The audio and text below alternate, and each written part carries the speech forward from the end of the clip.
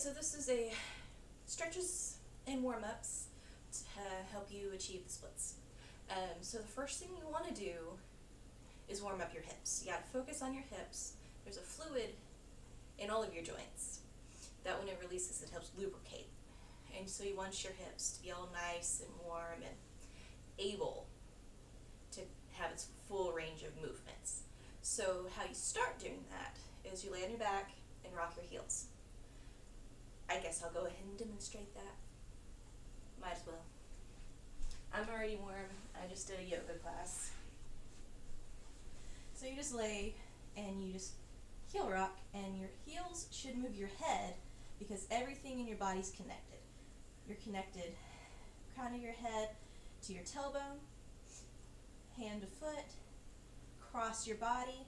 Everything is connected, so you just warm up little movements and it'll generate the fluid. And then you can do whatever your normal warm-up is. So, stretches to prepare you to do the splits. So, two areas you want to focus on is your hip flexors and your hamstring.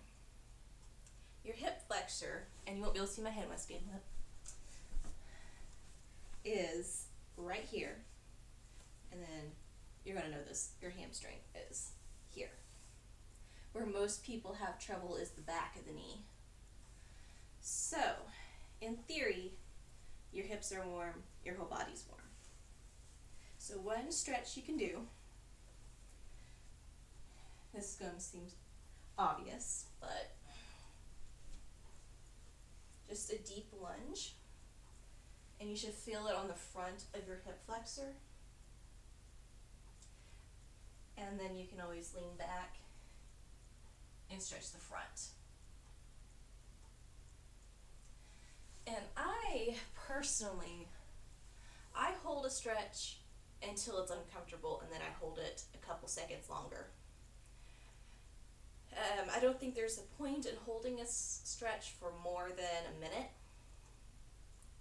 And if it hurts, do not do it. Seriously, do not do something if it hurts you. There's a difference between the mild discomfort of stretching and pain. If you feel pain, stop what you're doing. Okay, so you have a deep lunge you can do, and that should get your hip flexor. Another good one for your hip flexor is pigeon. So, I'll do this foot. So the less flexible you are, the more your foot's going to be this way. You want the end goal for your foot to be at a 90-degree angle, and this limb going straight back. If this is uncomfortable here, you can put something under your leg. So if your leg's up here, you could put a yoga block, a book, something under there. But you'll feel your hip opening on the left side, and then you'll feel it in your hip flexor here. So,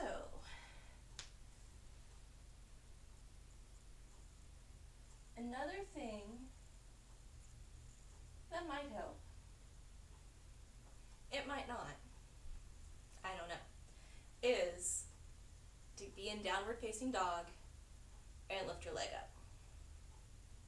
So you're in down dog, pushing down, you pushing your shoulder blades down, your hands down, and your feet down. There's a lot of counterbalancing here. So then, what you're going to do is you're going to lift up a leg, straight back as far as you can. And you're doing a standing split, basically. You might have noticed I have turned my leg out. That's just because I've done ballet my whole life. And just however long you feel like you want to do that. The next thing that might help is the person I'm making this for said they start from standing.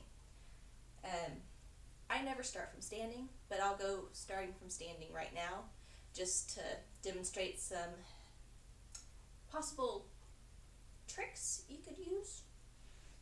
So if you're going from standing and you know you know you're not going to make it all the way down, but you're going to be pretty close. Yoga blocks would be better.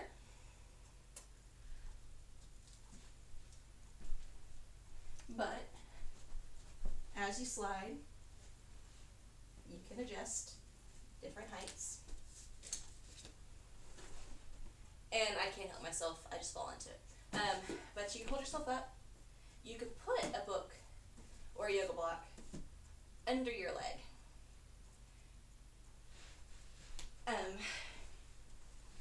I just don't like starting from standing. If it's like a trick I'm doing, I'll start from standing, but what clicked for me the most for getting my splits when I was 12 years old, because I was 12,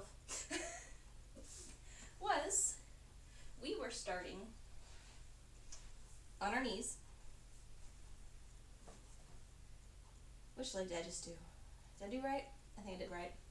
So put a leg in front of you and then slide your back leg back. And then you do the same thing with books if you need to.